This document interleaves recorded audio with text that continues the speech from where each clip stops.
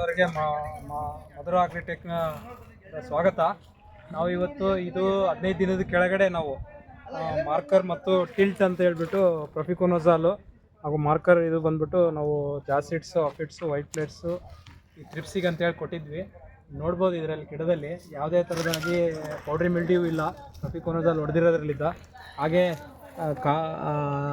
ಏನು ಬಂದಿದೆ flower set ಕೂಡ ಚೆನ್ನಾಗಿದೆ. ಎಲ್ಲಿ ಪೌಡ್ರಿ ಮಿಲ್ಡ್ಯೂ ಭಾಳ ಕಡಿಮೆ ಇದೆ.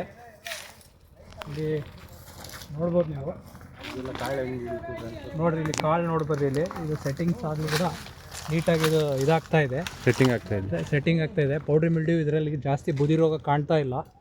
ನೋಡ್ಬೋದು ಒಳಗಡೆನೂ ನೋಡ್ಬೋದು ನೀವು, ಒಳಗಡೆ ಕೂಡ ನೀಟಾಗಿ ಬರ್ತಾ ಇದೆ ನೋಡ್ಬೋದು.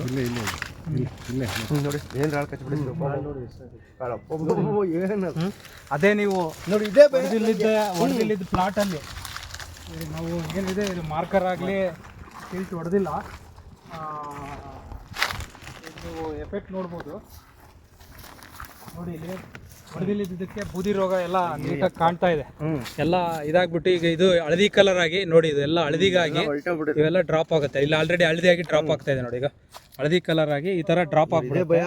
ಔಷಧಿ ಹೊಡೆದಿಲ್ಲ ಇದಕ್ಕೆ, ಪೂರಾ ಡ್ರೈ ಆಗಿ ಎಲ್ಲ ಉದುರುತ್ತಾ ಇದೆ. ನೋಡಿ ನೋಡಿ ಸ್ಟ್ರೆಂತ್ ಇಲ್ಲ. ಹಿಂಗಂದ್ರೆ ಹಿಂಗೆ ಬರುತ್ತೆ. ನಮ್ದ್ರಲ್ಲಿ ಸ್ಟ್ರೆಂತ್ ಇದೆ. ಇದು ಬೂದಿ ರೋಗ ಬಂದಿರೋದಕ್ಕೆ ಹಿಂಗೆ ಕಿತ್ತಿದ್ರೆ ಹಿಂಗೆ ಬರುತ್ತೆ. ನಮ್ಗೆ ಬರಲ್ಲ ಹಿಂಗೆ ಕಿತ್ತಿದ್ರೆ ನೋಡಿ.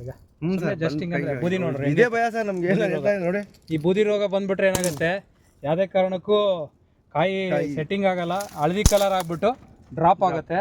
ಅಲ್ಲಿ ನಮ್ಮ ಒಂದು ಸ್ಪ್ರೇ ಏನು ಹೊಡೆದಿದ್ದಾರೆ, ಮಾರ್ಕರ್ ಆಗಲಿ ಟಿಲ್ಟ್ ಏನು ಹೊಡೆದಿರೋದಕ್ಕೆ ಸೆಟ್ಟಿಂಗ್ ಆಗ್ತಾ ಇದೆ. ಹಾಗೆ ಯಾವುದೇ ಕಾರಣಕ್ಕೂ ಬೂದಿ ರೋಗನೂ ಕಡಿಮೆ ಇದೆ.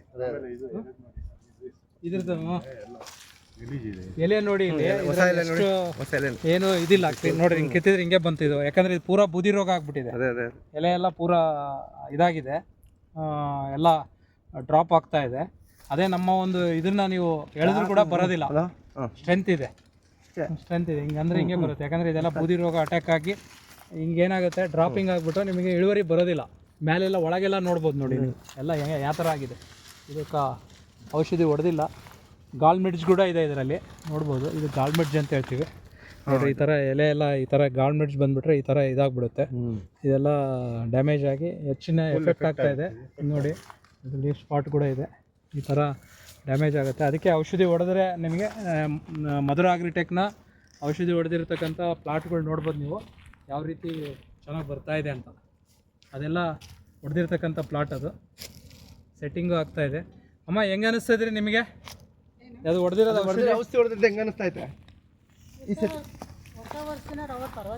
ಅದೇ ಆದ್ರೆ ಏನು ಇಷ್ಟೊಂದು ಹೂವು ಆಗಿರೋದು ಇರ್ತದ ಅಂತ ಯೋಚನೆ ಮಾಡ್ತಾ ಇದ್ದೀವಿ. ಇದರಲ್ಲಿ ಇಷ್ಟೊಂದು ಇರಲ್ಲ, ಅದು ಗಿಡ ಎಷ್ಟು ತಗೋಬೇಕೋ ಅಷ್ಟು ತಗೊಂತದೆ. ಇದು ಮ್ಯಾಂಗೋದಲ್ಲಿ ಏನಪ್ಪಾ ಅಂದ್ರೆ ಮಾವಿನ ಗಿಡದಲ್ಲಿ ಹೂವು ಜಾಸ್ತಿ ಬರುತ್ತೆ, ಬಟ್ ಅದು ಎಷ್ಟು ಹಿಡ್ಕೋಬೇಕೋ ಅಷ್ಟು ಹಿಡಿದು ಉಳಿದಿದ್ದೆಲ್ಲ ಡ್ರಾಪ್ ಆಗುತ್ತೆ.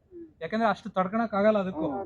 ನಿಮ್ಗೆ ಒಂದು ಇದರಲ್ಲಿ ಇಷ್ಟ ಅಂತ ಆದ್ರೆ ನಿಮಗೆ ನೋಡಕ್ಕೆ ಬೆಳವಣಿಗೆ ಆಗ್ಲಿ ಹೂವಿಂದ ಇದು ಬಂದಿದೆ ಅಲ್ವಾ, ರೋಗ ಏನು ಕಾಣ್ತಾ ಇಲ್ಲ ಇದರಲ್ಲಿ. ಹೊಡೆದಿಲ್ಲಿದ್ದಕ್ಕೆ ನೋಡಿದ್ರೆ ರೋಗ ಇದೆ ಅಲ್ವಾ, ಅದ್ರಾಗ ಏನು ಕಾಣ್ತಾ ಇಲ್ಲ ಅಲ್ವಾ ನಿಮಗೆ.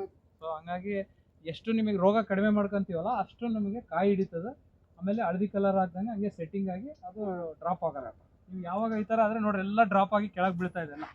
ಅಲ್ಲಿ ಏನೂ ಇಲ್ಲ, ಇನ್ನೂ ಬೀಳ್ತಾ ಇಲ್ಲ.